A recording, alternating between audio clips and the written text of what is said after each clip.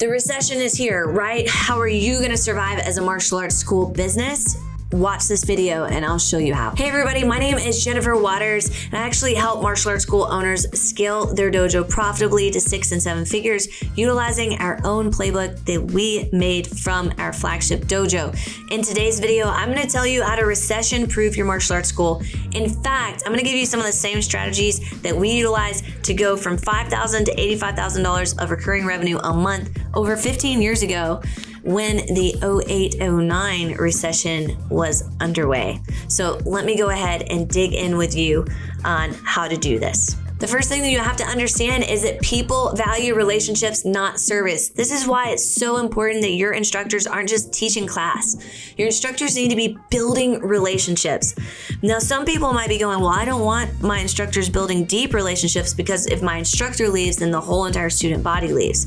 I would say that if you've built a system and you've put a system in place, they're going to have a harder time following that instructor and leaving. And secondly, if that instructor is thinking of leaving, there's probably something going on inside of your martial arts school already that you need to dig into that dynamic.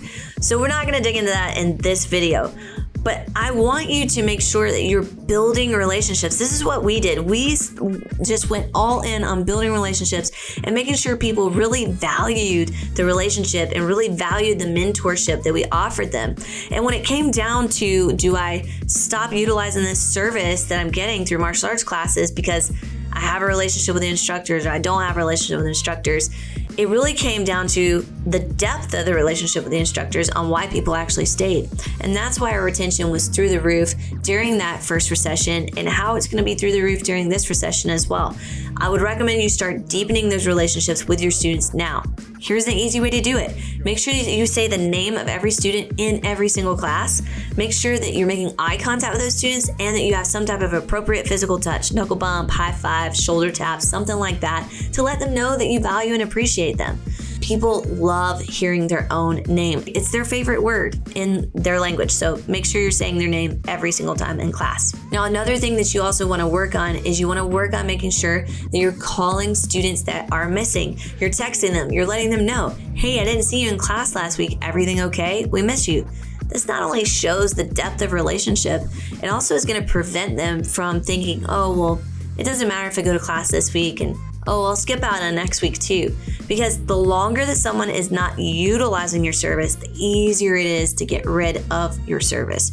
So get them utilizing your service, which is your martial arts classes, and make sure they're happy while they're doing it.